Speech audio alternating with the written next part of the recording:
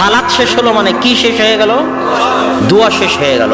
এবার আপনি যদি বলেন যে হুজুর দোয়া করলো না, তাহলে বুঝতে হবে আপনি জাহেল, আপনি মূর্খ, আপনি অজ্ঞ, আপনি ইসলামের হাকিকত সম্পর্কে জানেন না, ইসলামের দর্শন সম্পর্কে জানেন না, ইসলামের অভ্যন্তরীণ গূঢ় তত্ত্ব সম্পর্কে জানেন না।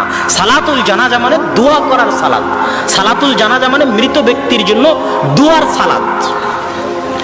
ওই সালাতুল জানাজায় আল্লাহু আকবার তাকবীর দিয়ে সূরা ফাতিহা, দ্বিতীয় তাকবীর দিয়ে দরুদ শরীফ, তৃতীয় তাকবীর দিয়ে যে দোয়া আল্লাহ এবং আল্লাহর রাসূল শিখিয়ে দিয়েছে, আল্লাহুম্মা গফির লাহু ওয়ারহামহু ওয়াফু আনহু, আল্লাহুম্মা গফির লিহাইয়িনা ওয়া মাইয়িতিনা ওয়া শাহিদিনা ওয়া গায়িবিনা। সারা দুনিয়ার সব হুজুর যারা কবরের পাশে গিয়ে দাঁড়িয়ে আপনার পিতার জন্য দোয়া করে দিবে, কেন লিংক লাগবে, আপনি তো আর দোয়া করতে পারেন না, আল্লাহ তো পর, আল্লাহ তো আর আপনার নয়, আল্লাহর কাছে চাইতে হলে ভায়া লাগবে, মাধ্যম লাগবে, এই জন্য হুজুরকে ধরে নিয়ে এসেছেন। তো সারা পৃথিবীর সব হুজুর মিলে যত দোয়া করবে, আল্লাহর রাসূল এই দুটো দোয়াই যা শিখিয়ে দিয়েছে, তার সরিষা সমপরিমাণও দোয়া করতে পারবে না।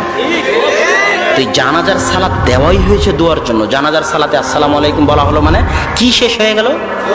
দোয়া শেষ হয়ে গেল। যত হাদিসের গ্রন্থ আছে, সুনানে আবু দাউদ, নাসাই, তিরমিজি, বুখারী, সালাম ফিরানোর পরে কি পড়তে হবে খুলে দেখেন। সালাম ফিরানোর পরে হচ্ছে জিকির, আজকার, তাসবিহ, তাহলিল, আল্লাহু আকবার, সুবহানাল্লাহ, আলহামদুলিল্লাহ, লা ইলাহা ইল্লাল্লাহ, নাস, ফালাক, ইখলাস, আয়াতুল কুরসি, জিকির, আজকার, তাসবিহ, তাহলিল হচ্ছে সালাম ফিরানোর পরে। আর সালামের আগ পর্যন্ত কি? দোয়া।